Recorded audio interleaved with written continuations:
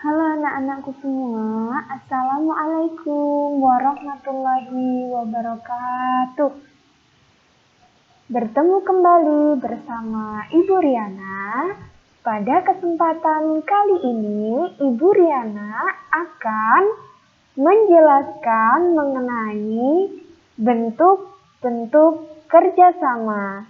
Jangan lupa sebelum belajar, anak-anak semua di rumah berdoa terlebih dahulu, lalu perhatikan apa yang Ibu jelaskan dengan baik-baik ya.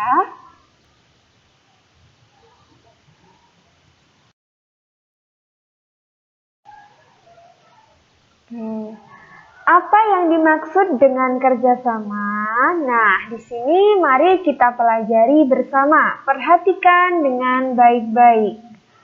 Kerjasama itu adalah kegiatan atau usaha yang dilakukan bersama untuk mencapai tujuan bersama. Jadi, sebuah kerjasama ini bisa dilakukan jika ada orang lain. Minimal kerjasama itu dilakukan oleh 2 orang. Jadi, jika lebih dari 2 orang, bisa atau tidak? Nah, tentunya bisa. Minimal 2 orang. Seperti itu.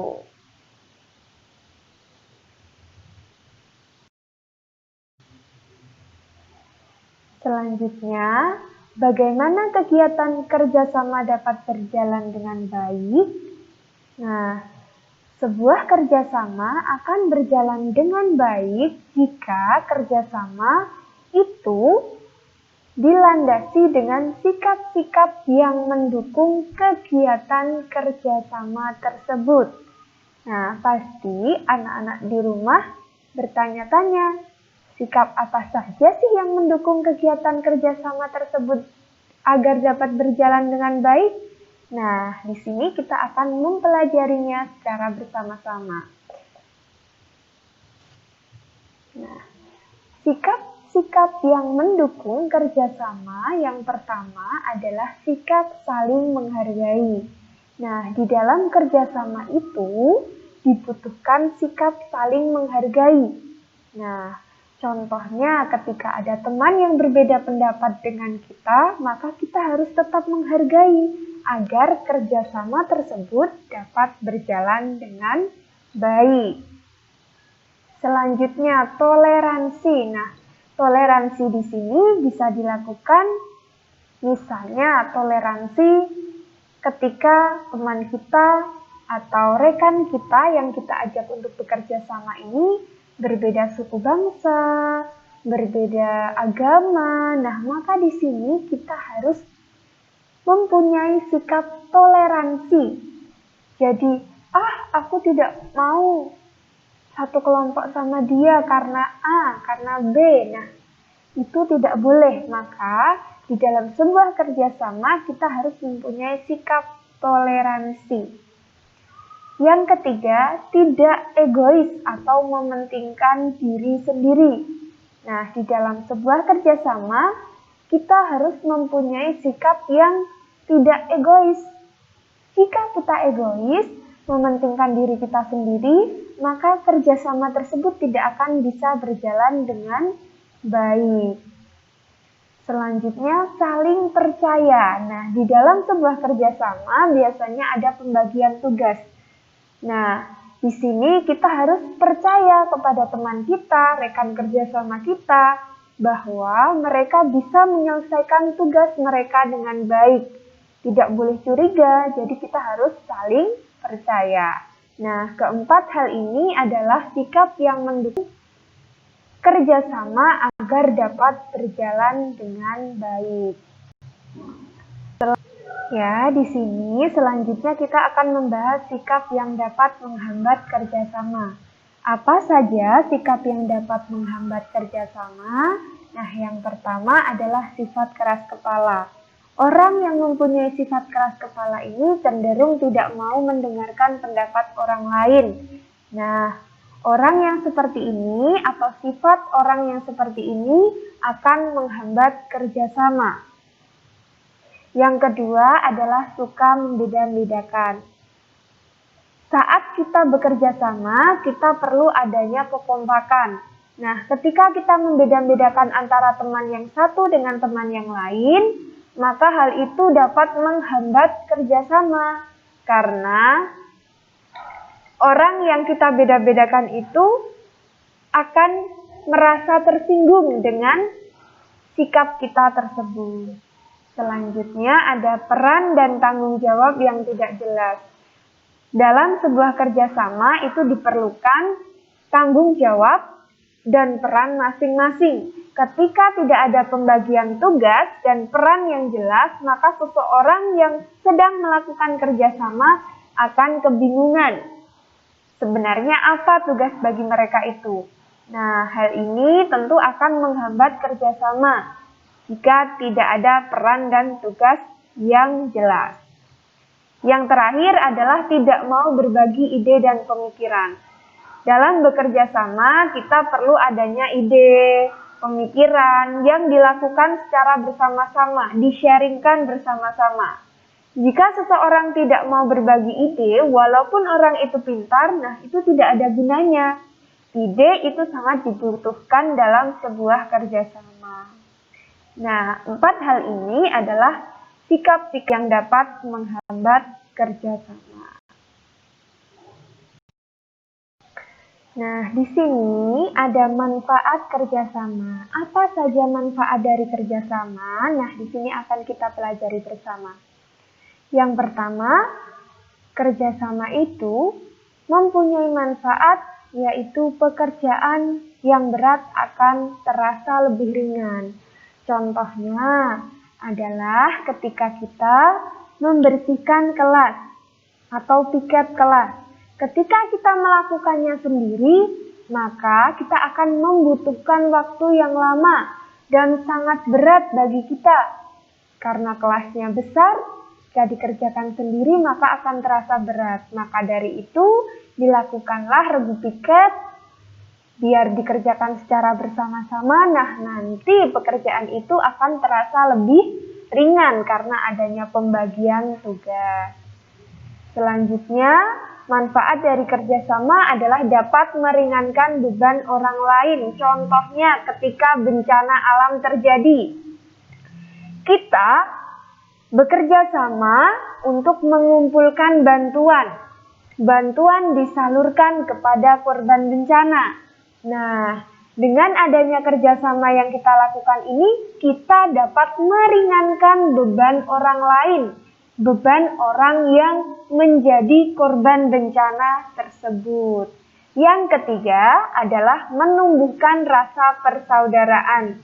Dengan adanya kerjasama, biasanya akan tumbuh rasa persatuan. Karena di dalam sebuah kelompok itu kita mempunyai tujuan yang sama, maka di situ kita menumbuhkan rasa persaudaraan, rasa persatuan, saling rukun, seperti itu. Yang keempat adalah terciptanya lingkungan yang harmonis.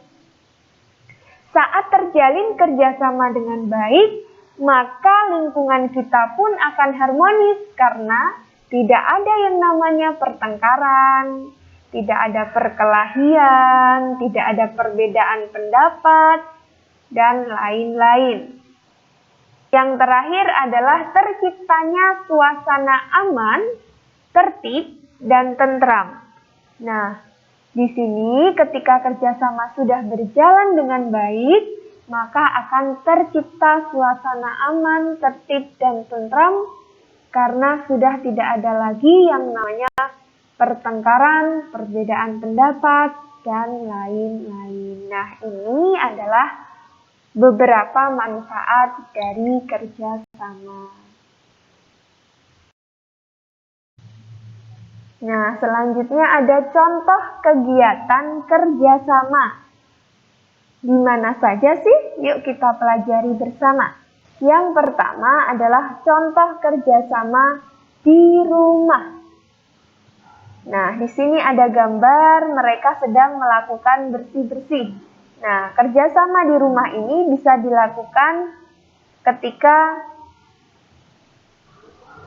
membersihkan rumah.